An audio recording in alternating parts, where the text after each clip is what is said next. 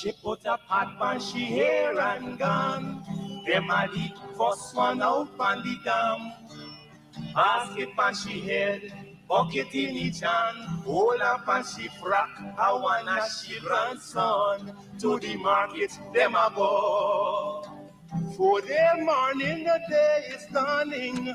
Forgot a crow to give the villagers a warning. Rise and shine, the birds them a sing. All animal take turn as them join in the waking. All right, good evening and welcome to Straight Up. Well, not necessarily straight up, but it's a Nancy Web Education. But I'm glad I got your attention there.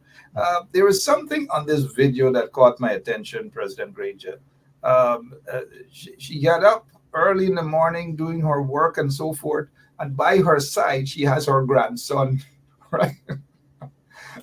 Because on the quarantine, we usually say this, that your grandmothers get you, pick you up, and carry you all over. Those are the guys who grew up with a grandmother. And because of that sort of different sort of discipline, whenever you detect something like that from somebody, say, hey, you grew up with your grandmother. You grew up with your grandmother. Good night, sir. How are you doing? Uh, I'm doing well. Thank you very much for that introduction. You're quite right. It's a cultural experience to know and grow up with your grandparents because they transmit values, and these, there's a saying, in education, the best time to educate a child is 100 years ago, and this reflects what you're saying, that the best time to educate those children from the grandparents, not necessarily from the mothers and fathers, but from the grandparents and, of course, the great grandparents. That's where you get your cultural values from. That's where you understand what life is all about. So you're quite right that people who know and grew up with their grandparents tend to share that bond of continuity. From one generation to the next, and sometimes from one century to the next. So it's good that you should show this to introduce this important education program. Absolutely. And for me, I've been fortunate enough to spend time with all of my grandparents, my maternal and my paternal grandparents. My paternal grandfather was Dutch, a Dutchman from Suriname, Julius Paul Wenschap. Dutch guy, came to Guyana, hardly spoke English. Then he left and he returned. And I spent a lot of time with him. He spoke Dutch, run me around the house, things, and I couldn't understand exactly what he was saying. Many years later, I asked some Dutch relatives in Suriname, I said, "Ma, what vloesvlieg means?" He says, "You little rascal." Okay. But I spent some time. He was right about that. Oops. Yep. That's anyway, guys. Good night. We give you some time to share the link. So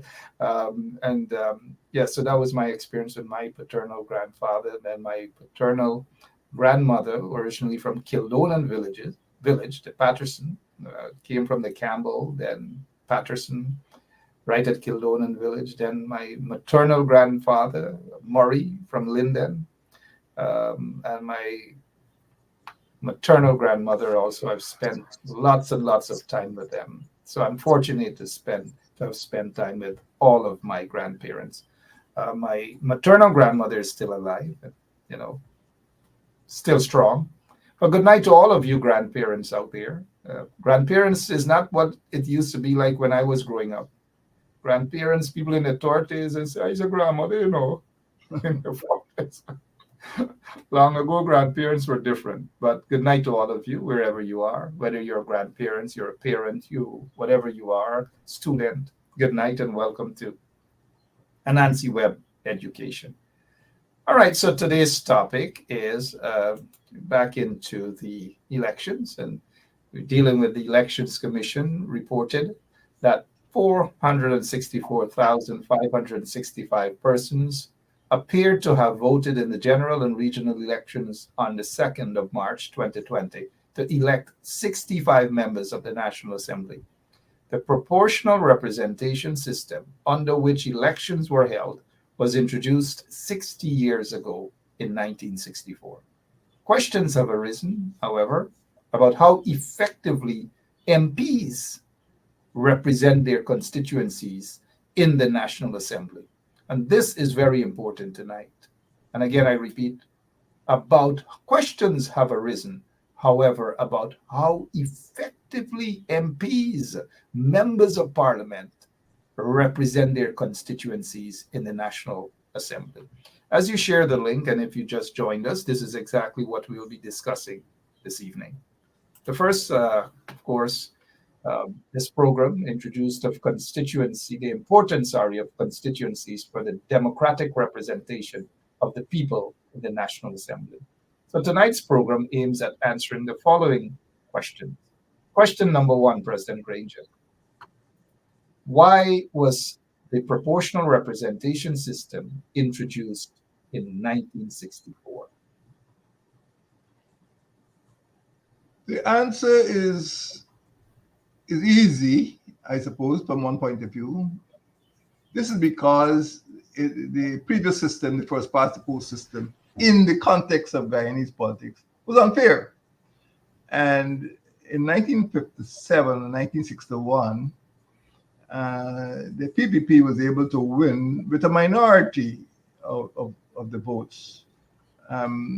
They got about 42% or 43% of the vote, whereas the opposition was winning, 57% of the vote.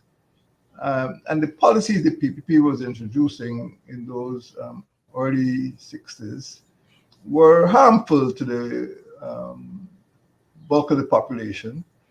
And there was a widespread demand that the system be changed. And this came to a head in 1964 when the British government decided to change the system so that the people would be more fairly represented. The first past the post system was unbalanced.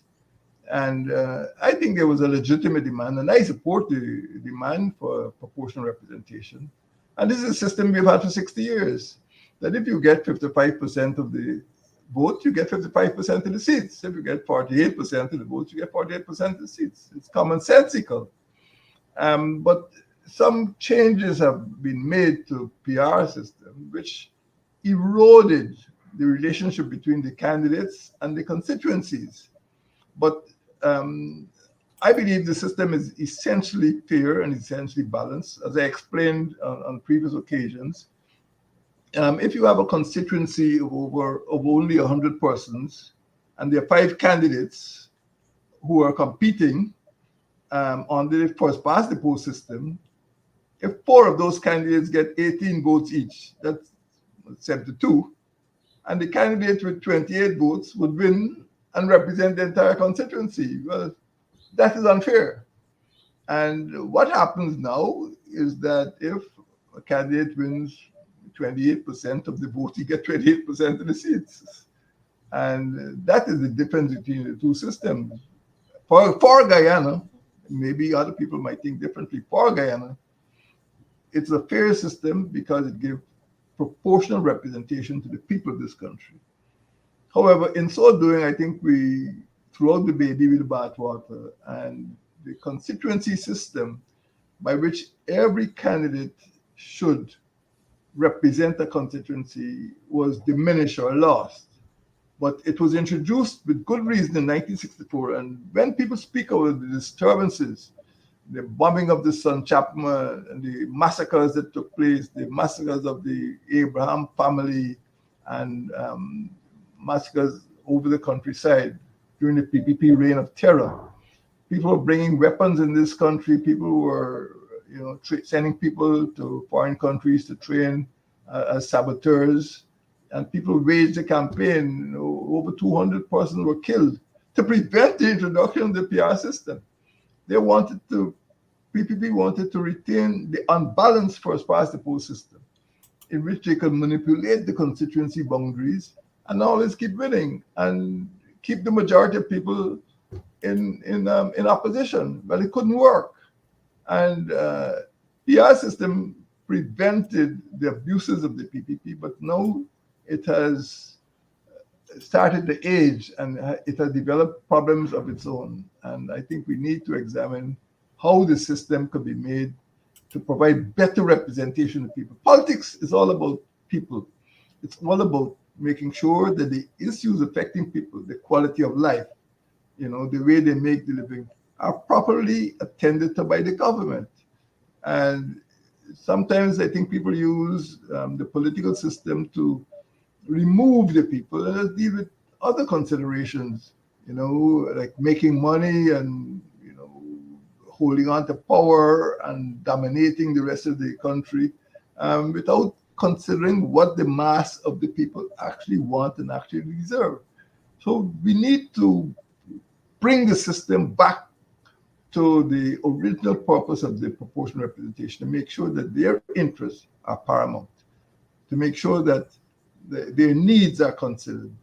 Wherever they are, whether they're in Carasabai or Coriverton, we must make sure that we get our children in school, make sure that people are treated equally, make sure that they're empowered, make sure that they have employment, make sure the environment is protected. All these things are important, and these are issues which the political system must be concerned with, not just with who winner takes all and who gets this ministry or who gets into office or who gets this appointment.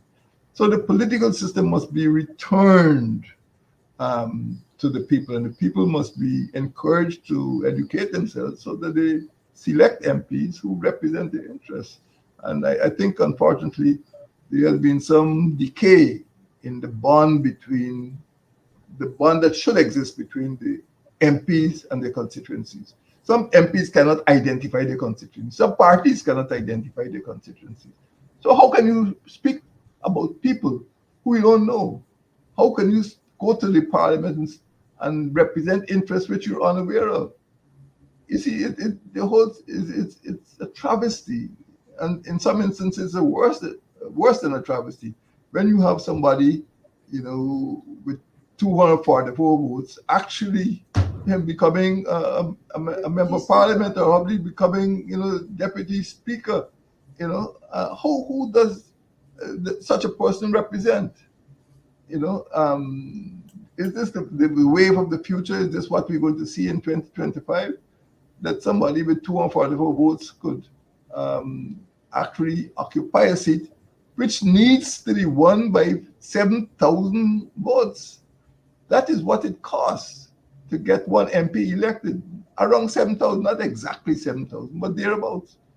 But under the aberration, under the travesty, under the miscarriage that we are seeing now, people with such small amounts, in fact, groups of parties can't even reach the threshold of 7,000 votes, which you should need to gain a seat in the National Assembly. So we need to take corrective action to prevent these abuses from corrupting the entire system. Thank you so much. I like the part where members of parliament must identify with a constituency to go into parliament to represent their constituency. And they should be doing that, but how things going, people just are more concerned. Some people are more concerned about titles and being MPs and so forth, but the representation isn't there. It ought to change. This takes us to the second question, and it's important, just like the first. Who selects candidates to compete in general and regional elections? Who really does the selection process? Well, I very well could ask, who should select the candidates. The people should select the candidates, but right now I think the parties have come to control the system by which the candidates come from parties. But even within the parties, the people in those constituencies should select the candidates. They should meet among themselves and say, okay, we are from Central Quarantine or we're from South Rupununi, and we have confidence in such and such a person to represent us. He knows about the droughts, he knows about the floods, he knows about the transportation system, he knows about the education system. That is how it should happen. And I feel that political leaders should insist that the candidates come from among them and speak for them and about issues that affect them. Right now, I cannot answer your question accurately because I don't know how some of those candidates come to be selected. Um, if they don't come from the people, who do they represent? Uh, the parties are not as important in the political system as the people. The parties may have concerns, the parties may want to get into office, but the people have day-to-day concerns. The people want food, the people want jobs, the people want to be treated, as equal. The people want safety on the streets. And if the party spoke to the people, that is what the people would say. People would say things that concern them on a day-to-day basis. People, of course, different parts of the country, people in the hinterland may speak about border security.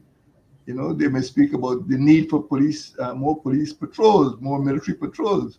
But the political party in office may say, "Oh, we need to put the police and the soldiers to clean up Mandela Avenue or to do some man on a mission." You see, that is where you have a disconnect between the party and governmental system and what the people want. You go and ask the people in Barmita or Kaikan what they need. And they're not going to tell you about, they want people in blue polo shirts cleaning up the medians and the highways. They're going to say, we want better patrols. We want patrols in the mining areas. We want patrols in the logging camps to prevent trafficking and to prevent disease and to prevent, environmental damage. But we have a system that doesn't actually accurately represent the interests of those people. And that is why we have problems in the country, because the political system is geared to deal with what people in the party apparatus are concerned about, not what people need to improve the quality of their life. That is the problem. There's a disconnect between the constituents, which are made up of human beings in a particular geographical area, and the candidates who are looking for a little walk.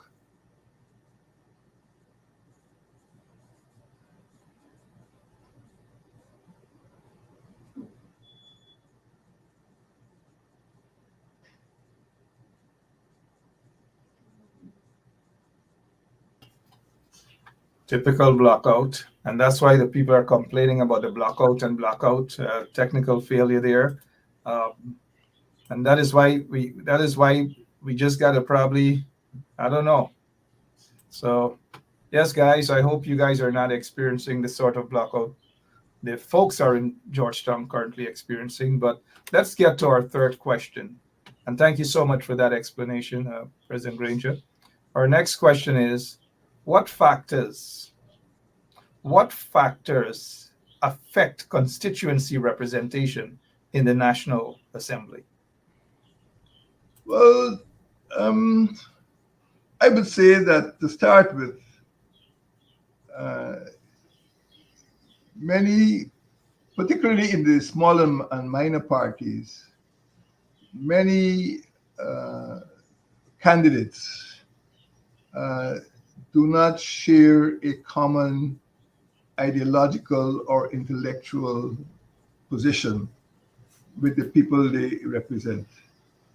And they just want to promote themselves to become elected.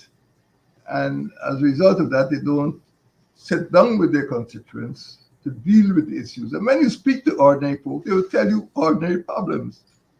They want the children to go to school, they want to be safe, they want the youngsters to get jobs. These are important issues for ordinary people, but sometimes you hear constituents, you hear the candidates speaking, and you wonder which planet they're on. So that is one problem, that they don't have common positions. The other problem is that when they go to parliament, they seem to be in a different world. They want duty free this, they want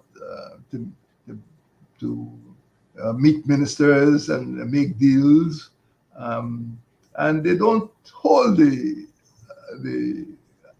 executive branch accountable. So there's some disconnect that, once they get elected, then they sort of look after their own careers. They want to qualify, they want the children to get certain benefits. The problem is that many candidates are not actually selected by the people. They're selected by senior members of the party. So they are more responsive to the party leaders than to the people. It sounds like a paradox, but they just go there and repeat whatever line is taken by the party leaders. And this could be problematic because they don't speak as individuals or as representative of the constituency. They have to toe the party line.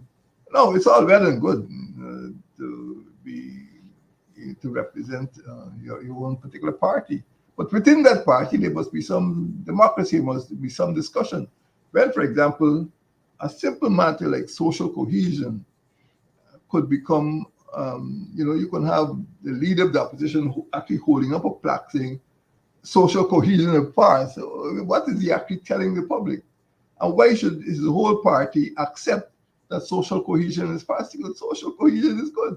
Social division is dangerous. So here you have a situation in which there is a disconnect. And I think when people feel that their presence in parliament is not derived from the confidence or the support of their constituency, then they don't have a will of their own. They just robots doing what they're told to do. And then of course the problem is aggravated in the smaller minor parties. In my view, if a constituency or if a candidate could be elected only on the basis of getting 7,000 votes, it is an abomination, it's an outrage for a person with 200 and 300 votes to pretend to represent anybody. They don't represent anybody. So these are some of the problems that we need to confront in answer to your question.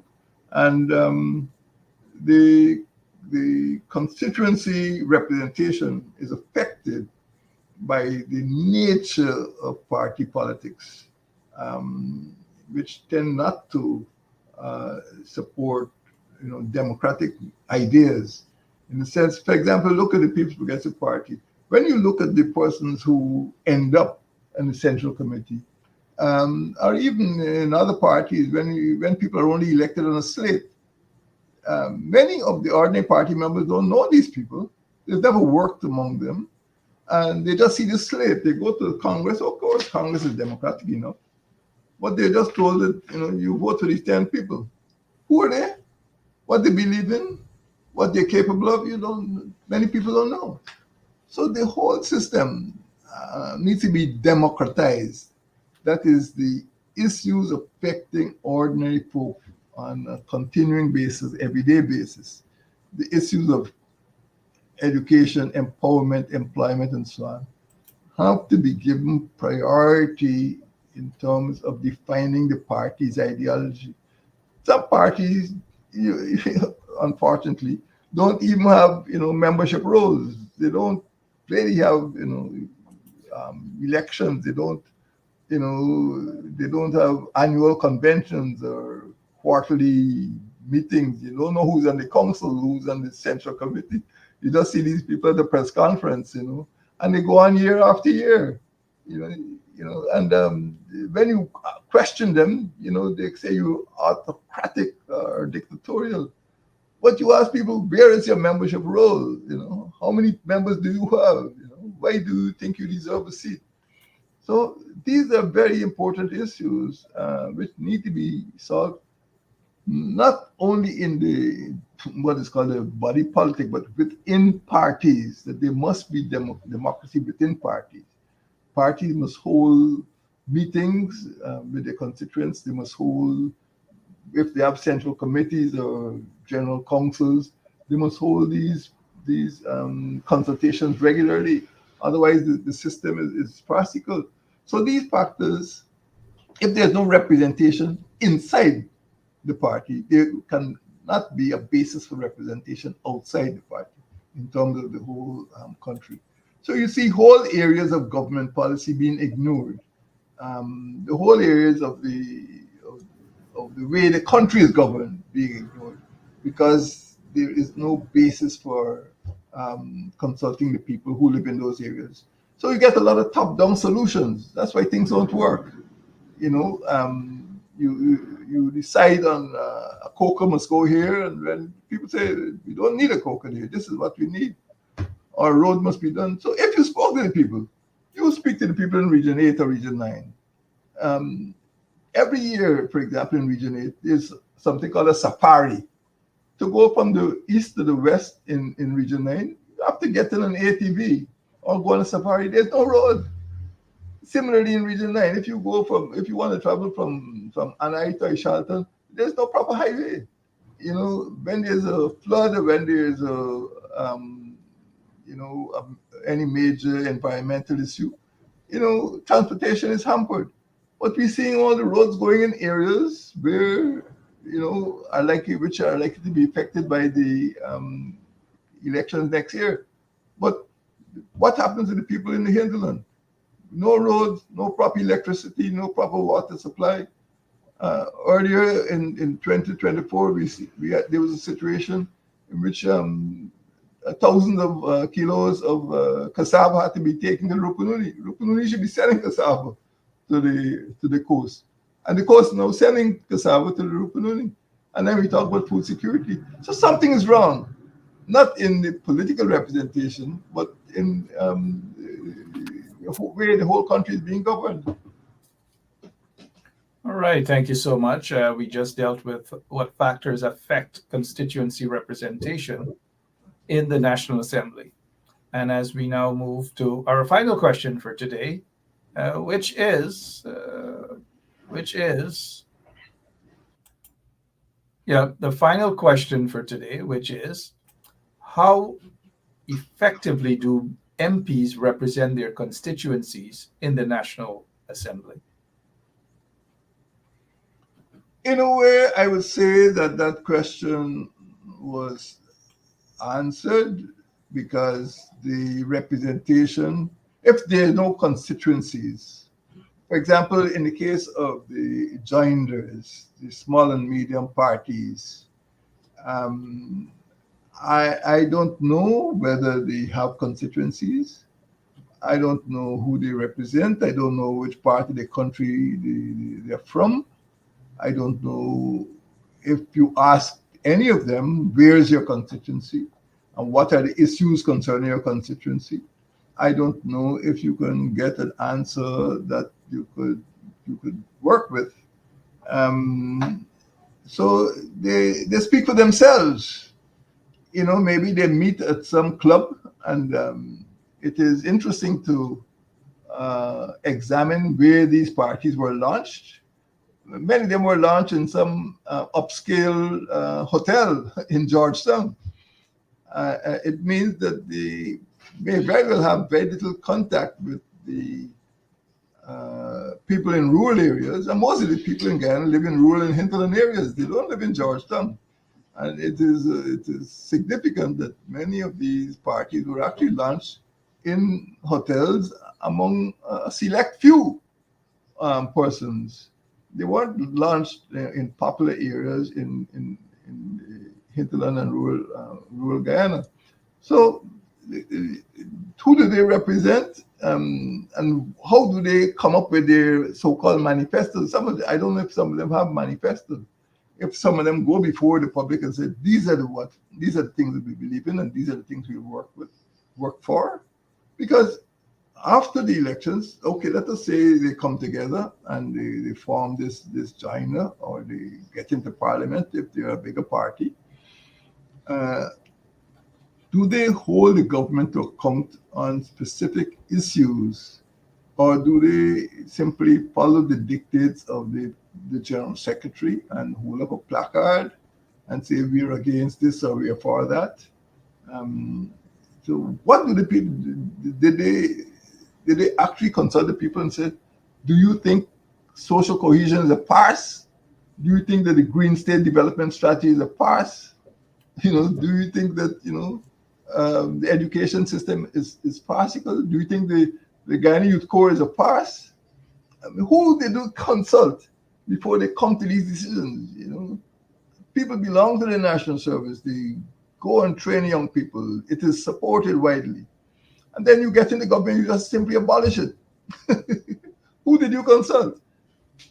Did you consult the youth? Did you ask the young people, is this national service a waste of time? Is this youth corps a waste of time?